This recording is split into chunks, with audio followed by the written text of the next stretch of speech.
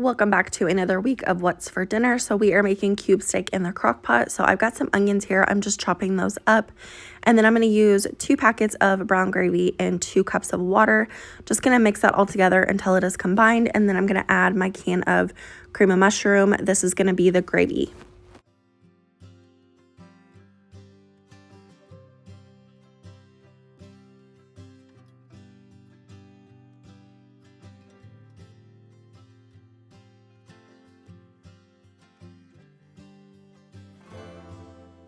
To my crock pot, I'm just going to layer my cube steak with the gravy. And I did end up having to get 2 packages of cube steak because I wanted to make sure and have leftovers for the next day for lunches and whatnot. So I have 8 cube steaks all together. Looking back now, I think I would have just cut these steaks in half and done it that way because we had a lot of leftovers and we just couldn't eat through it all.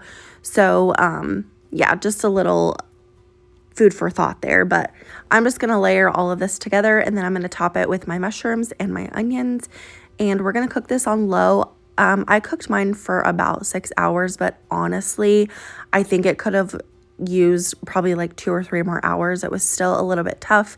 Everything was cooked through and everything was cooked to temperature, but I do think it could have cooked a lot longer.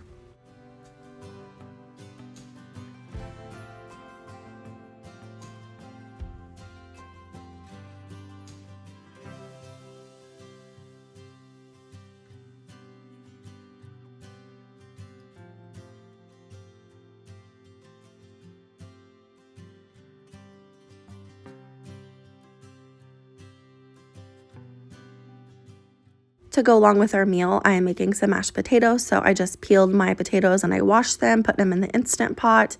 And using the Instant Pot for mashed potatoes is like one of my favorite things. It's so easy. But we are going to move back over to the cube steak apparently. So I'm just removing the steak from the crock pot, and then my gravy was a little bit too thin, so I decided to use a little cornstarch slurry just to thicken it up a little bit. And then I'm just going to add the cube steak back to the crock pot while my potatoes and my green beans are cooking.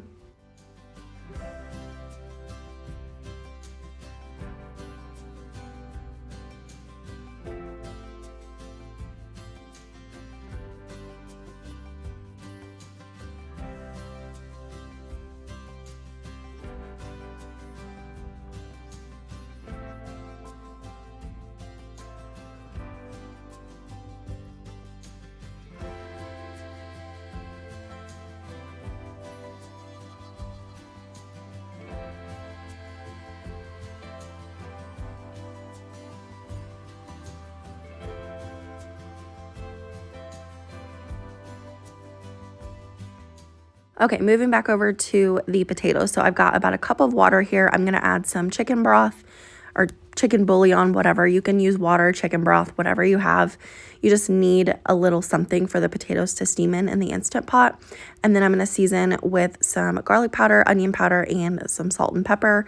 And you want to cook this in the Instant Pot. This is 5 pounds of potatoes, so I believe I did 14 minutes on high pressure, and then you'll just do a quick release after it's all done. I'm using a can of green beans. My family has not been eating as much green beans, so I decided to get the smaller can, and this was enough for everyone. So I like to season mine with minced onion and some beef bouillon, and my family loves it that way. Back over here at the Instant Pot, like I said, just cook this on high pressure for 14 minutes and then let it quick release. And then when I do potatoes recently, I've been warming up my milk and my butter, and it has been working so well. And you can see how easily these mash up. I don't have to use a blender anymore. I just use my mashed potato masher, and it comes together very, very quickly.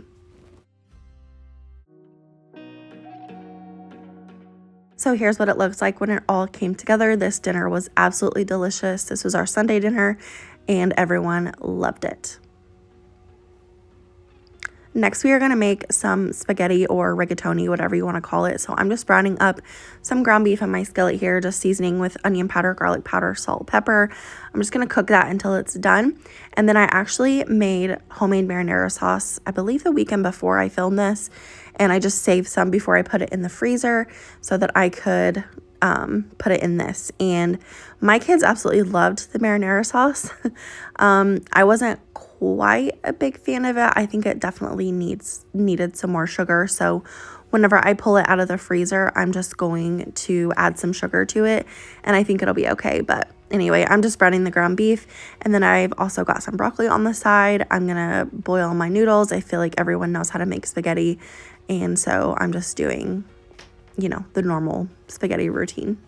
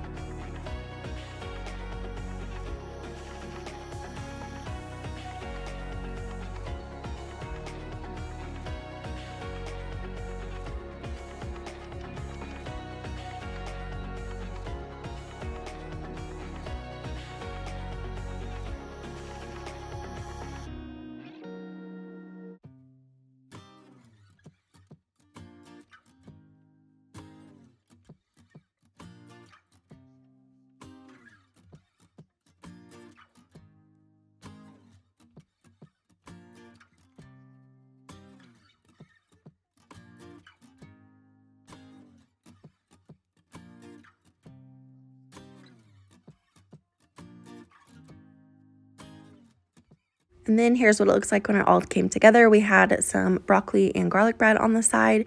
And like I said, this is a family favorite. Everyone loves spaghetti night. Next night, I am making some shrimp fried rice. So I'm not a fan of shrimp, but my family loves it. So I cook it for them every once in a while. So I've just got some small shrimp here, and I'm going to cook that in some sesame oil. And I'm just seasoning with garlic powder, onion powder, and I believe some salt, maybe some pepper, I don't remember. But you just want to cook that until it starts to turn pink. You don't want to overcook it. It's super easy to overcook shrimp. So I just kind of stand here and babysit it until it turns pink. When it is done, I'm just going to remove it from this pan. And for some reason, shrimp always has some extra liquid. I don't know why, it just does. So I always strain it into another bowl because, you know, you don't want that extra liquid in there. And then I'm going to go ahead and get started on my vegetables. So I always make fried rice with peas and carrots. And I'm just going to put a little bit in the bottom of the dish here. And then I'm going to put some water so it can steam with the lid on and just kind of let it get soft. I'm going to go ahead and add a couple pats of butter and just melt that down. I believe I season maybe with salt, pepper. And then I made rice in the Instant Pot earlier that day. I ended up putting it on a sheet pan in the fridge just to let it get cold, because you always want to work with cold rice when you're making fried rice. And I'm just going to add that to the pan. And I didn't have very much soy sauce left, so I just used what I had left. But normally I would put a lot more. And then I also like to add oyster sauce to my fried rice. I just think it gives it a really good flavor. Some people use teriyaki sauce, hoisin sauce. I don't know what else they use. I always just use oyster sauce because I keep oyster sauce on hand because that's how I make cashew chicken as well. So I usually have that laying around. Oh, and apparently I season with sesame oil too, which is really good. It's a very, very strong flavor, so you don't need a whole lot, but I do like the sesame oil flavor as well.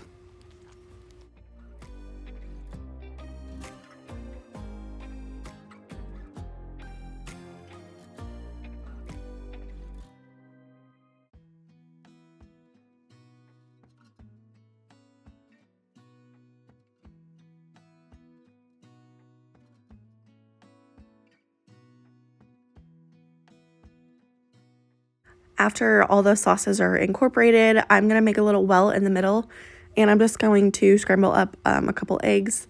You don't need a whole lot. My family usually does 3 eggs, and it's usually perfect for us.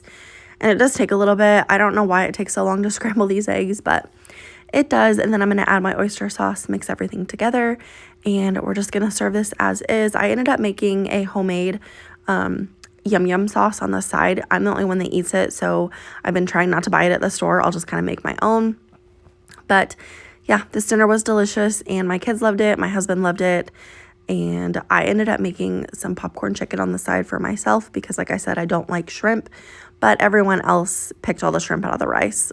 So I think next time I make this, I'm going to have to get a second bag of shrimp because everyone loves it, and we just go through it so quickly. So yeah, that is everything for this week's What's for Dinner. I hope that you guys enjoyed. If you did, make sure and give it a thumbs up.